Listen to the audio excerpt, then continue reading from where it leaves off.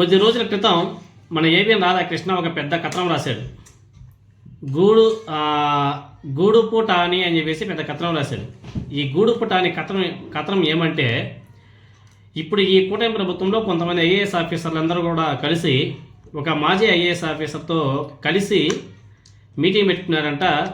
ఈ కూటమి ప్రభుత్వం గురించి కొన్ని లీక్లన్నీ కూడా ఇస్తున్నారంట. అవన్నీ కూడా జగన్మోహన్ రెడ్డి గారికి చేరుతున్నాయంట అని చెప్పేసి ఒక పెద్ద కథనం రాశాడు.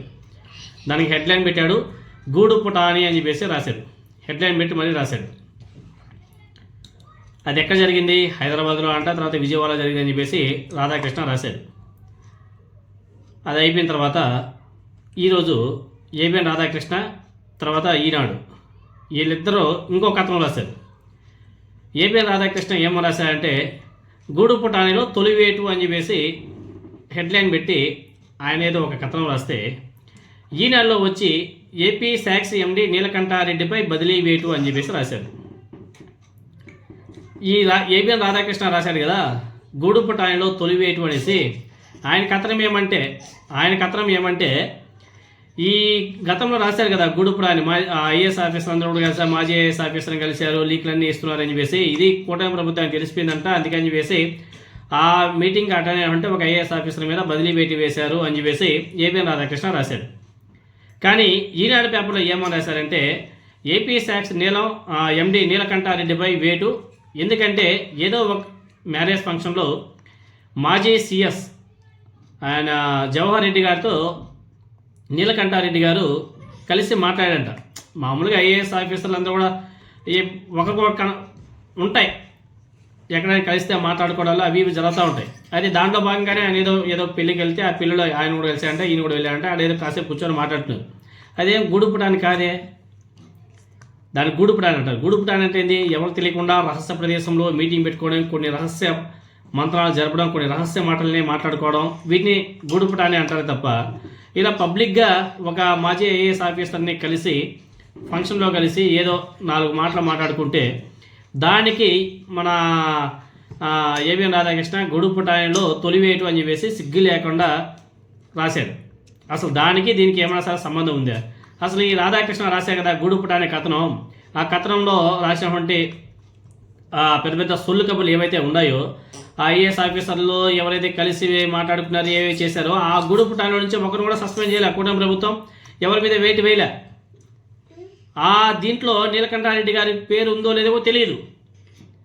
కానీ గూడు పుటానిలో తొలి వేటు అని చెప్పేసి ఏబిఎన్ రాధాకృష్ణ ఏ విధంగా ఏ డేటాతో ఇలాంటి నిసిగ్గుగా కథనాలు రాస్తున్నాడో, న్యూస్లు రాస్తున్నాడో మనకి అర్థం కాదు.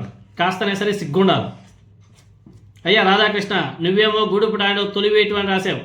ఇక్కడ మీ ఈనాడు పేపర్లో ఏపీ శాక్స్ ఎండి నీలకంఠారెడ్డిపై బదిలీ వేటు అని చెప్పేసి రాశారు. ఇంతకీ మీ ఈనాడు పేపర్లో రాసిన కథనం ఏదో ఒకసారి మీకు అందరూ కూడా చదువుకోండి అయ్యా. ఎందుకంటే రాధాకృష్ణ రాసే రాతలకి ఈనాడు రాసే రాతలకి ఎక్కడ కానీ పొంతనే లేదు. వైకాపా హయాంలో ప్రభుత్వ ప్రధాన కార్యదర్శిగా పనిచేసిన మాజీ ఐఏఎస్ అధికారి, మాజీ ముఖ్యమంత్రి జగన్కు అత్యంత సన్నిహితుడు కేఎస్ జవహర్ రెడ్డిని ఇటీవల కొందరు ఐఏఎస్ అధికారులు తాడేపల్లిలోని ఒక అపార్ట్మెంట్లో రహస్యంగా కలిసి మంత్రాలు జరపడాన్ని ప్రభుత్వం తీవ్రంగా పరిగణిస్తుంది. అదేవిధంగా ఏపీ ఎయిడ్స్ నియంత్రణ సొసైటీ ఎండి నీలకంఠారెడ్డిపై శుక్రవారం బదిలీ వేటు వేసింది. ఆయనకు పోస్టింగ్ ఇవ్వకుండా సాధారణ పరిపాలనా శాఖలో రిపోర్ట్ చేయాల్సిందిగా ఆదేశించింది. జవహర్ రెడ్డిని కలిసిన ఐఏఎస్ అధికారుల్లో కొందరిని ముఖ్యమంత్రి కార్యాలయం పిలిచి వివరణ కోరింది. ఆ ఐఏఎస్ల వ్యవహారంపై ముఖ్యమంత్రి చంద్రబాబు తీవ్ర ఆగ్రహంతో ఉన్నట్టు తెలిసింది. వారిపై ఏదో ఒక రూపంలో ప్రభుత్వం చర్యలు తీసుకోవడంతో సమాచారం. అదేవిధంగా నెల్లూరులో జవహర్ రెడ్డితో నీలకంఠారెడ్డి భేటీ అంట.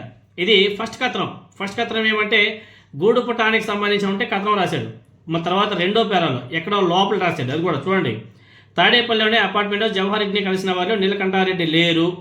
చూడండి, వీళ్ళే రాశారు. మళ్ళీ తాడేపల్లిలోని అపార్ట్మెంట్లో జవహర్ రెడ్డిని కలిసిన వారిలో నీలకంఠారెడ్డి లేడు.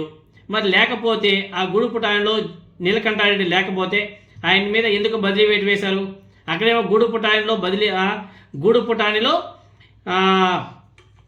వికెట్ డౌన్ అని చెప్పేసి రాశారు కదా రాధాకృష్ణ. మరి ఇక్కడేమి గూడు పుటానిలో అసలు నీలకంఠారెడ్డి పేరే లేదని చెప్పేసి రాస్తారు. అక్కడేమో బదిలీ వేటు అని రాస్తారు. గూడు పుటానిలో నుంచి తొలి వేటు అని చెప్పేసి రాస్తారు. ఎంత నిసిగ్గుగా, కాస్తనే సరే సిగ్గు లేకుండా ఎలా పడితే అలా రాస్తూ ఉంటారు.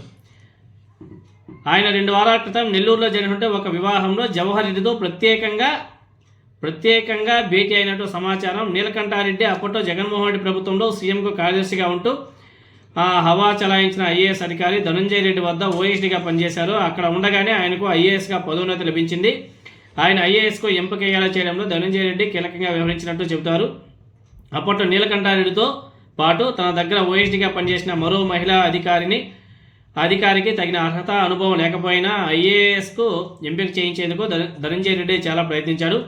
ఆ అధికారిని కుమారుడి వివాహం ఇటీవల నెల్లూరులో జరిగింది. ఆ వివాహం సందర్భంగా నెల్లూరులో కలుసుకుని మంత్రాలు జరిపినట్టు సమాచారం. ఈ నేపథ్యంలో నీలకంఠారెడ్డిపై ప్రభుత్వం వేటు వేసింది. మరి ఇంత పబ్లిక్గా, ఎందుకంటే ఒక ఐఏఎస్ ఆఫీసర్ పెళ్లికి వెళ్తున్నాడంటే అది అఫీషియల్గానే ఉంటుంది. ఆ సెక్యూరిటీ ఉంటారు, అదేవిధంగా ఆఫీస్ వీళ్ళ పర్సనల్ వెహికల్స్ ఉంటాయి, ప్రభుత్వం కల్పించే వెహికల్స్ అన్నీ ఉంటాయి. ఆ అఫీషియల్గా కంపెనీ ఆ ఆఫీస్ ఏదైతే ప్రభుత్వం ప్రొవైడ్ చేసిందో వాళ్ళ ద్వారానే వాళ్ళ పెళ్ళికి కూడా అటెండ్ అయి ఉంటారు. మళ్ళీ ఇది గూడుపుటాని ఎలా అవుతుందో ఒకసారి ఆ రాధాకృష్ణ ఒకసారి తెలుసుకుంటే చాలా బాగుంటుంది. కాబట్టి రాధాకృష్ణ రాసిన రాతలకి, ఈనాడు రాసినటువంటి రాతలకి ఎక్కడ కానీ పొంతనే లేదు. నీలకంఠారెడ్డి గారి మీద ఏదైతే వేటు వేశారో అది గూడపుటానిలో భాగం కాదు. ఆయన ఏదో జవహర్ రెడ్డి గారితో ఎక్కడో ఏదో పెళ్లిలో కలిశారని చెప్పేసి దాన్ని బేస్ చేసుకొని ఆయన మీద బదిలీ వేటు వేశారు. సో ముందు దీని మీద వ్యవహారాలు ఏ విధంగా ఉంటాయని చూడాలి.